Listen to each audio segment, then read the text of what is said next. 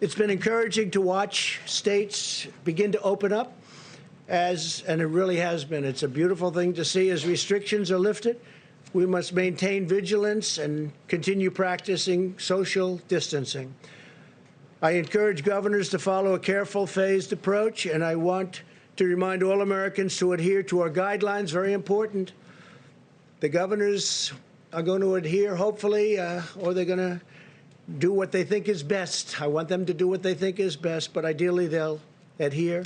Wash your hands, avoid close physical contact as much as possible, and wear a face covering when distancing is impractical. There are cases we've flattened the curve and really made tremendous progress, but we must guard against a dangerous rebound. We don't want a rebound. That's so important. This is what we're just talking about. We don't want a rebound. The doctor doesn't want a rebound. These people definitely don't want a rebound. I don't think you want one, do you? Huh? You, especially.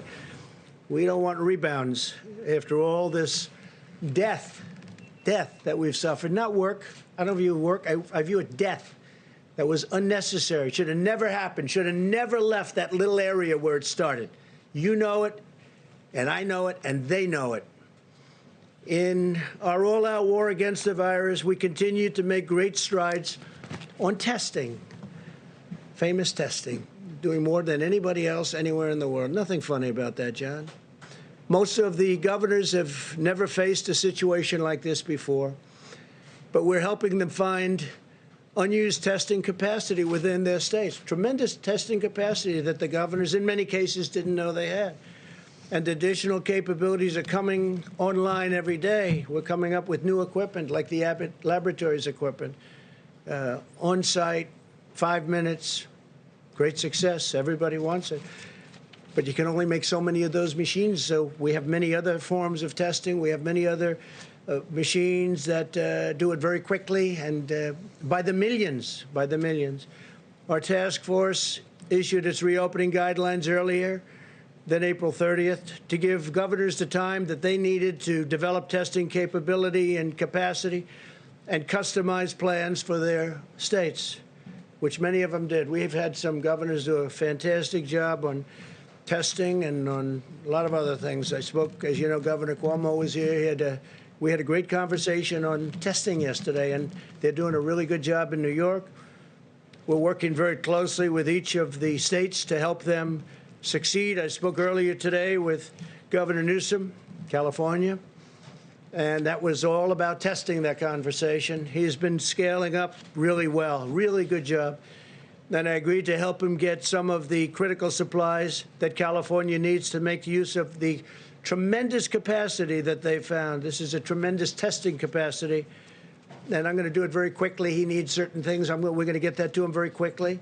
Now, could he get it himself? Yes, but I can get it faster. He understands that, and he's done a great job, and we're going to have it to him. We're going to have a lot of it to him over the next 2 days, and we're going to beef it up the following week, get him a lot of additional. He's done a really terrific job in California. Some of the governors have done a fantastic job working with us. I told the governor of Georgia, Kemp, that I disagree strongly with his decision to open certain facilities which are in violation of the Phase 1 guidelines for the incredible people of Georgia. They're incredible people. I love those people. They're great. They've been strong, resolute, but at the same time, he must do what he thinks is right. I want him to do what he thinks is right. But I disagree with him on what he's doing, but I want to let the governors do. Now, if I see something totally egregious, totally out of line, I'll do. But I think spas and beauty salons and tattoo parlors and barber shops in Phase 1, we're going to have Phase 2 very soon, is just too soon. I think it's too soon. And I love the people. I love those people that use all of those things, the spas and the beauty parlors and barber shops, tattoo parlors. I love them. But they can wait a little bit longer, just a little bit, not much, because safety has to predominate. We have to have that.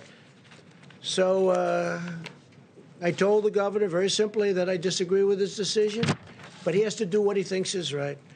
I'm excited to announce that in the coming weeks, The Air Force Thunderbirds are incredible, and the Navy Blue Angels, equally incredible, will be performing air shows over America's major cities and some of the cities that aren't major cities. They're going to be doing a lot of work, a lot of very dangerous flying. It's dangerous. You know the odds when you start going at massive speeds and you're 18 inches away from each other. That's dangerous work. Your son is a great pilot, and I don't know if he can be. Could he be a Thunderbird? I don't know. See. I think he probably could, from what I hear. I don't know if I'd want him to be, because it's incredible what they're able to do and to sacrifice our front line. What we're doing is we're paying tribute to our front line healthcare workers confronting COVID, and it's really a signal to all Americans to remain vigilant during the outbreak. This is a tribute to them, to our warriors, because they're equal warriors to those incredible pilots and all of the fighters that we have for the more traditional fights that we win, and we win. If we want to win, we always win. Sometimes we don't want to win, so we just go to a standstill. But that's always, that's not the way this country works. Operation America Strong was the idea of our great military men and women, the Thunderbirds and the Blue Angels crews, who wanted to show support to the American medical workers who, just like military members in a time of war, are fiercely running toward the fight. It's going to be great. I want to see those shows. I've seen them many times, and I can't get enough of them.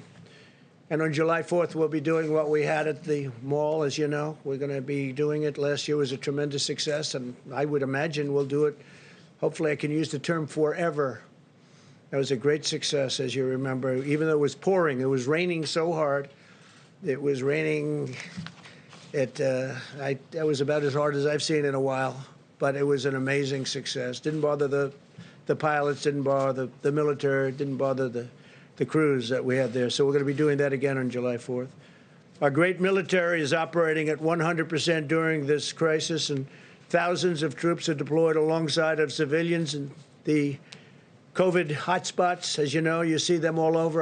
When I spoke with Governor Cuomo, and when I spoke to Gavin Newsom and many of the other governors, they wanted to know if we could have some military help with the medical, and we gave it to them. And in every case, they said, fantastic. I mean, just fantastic.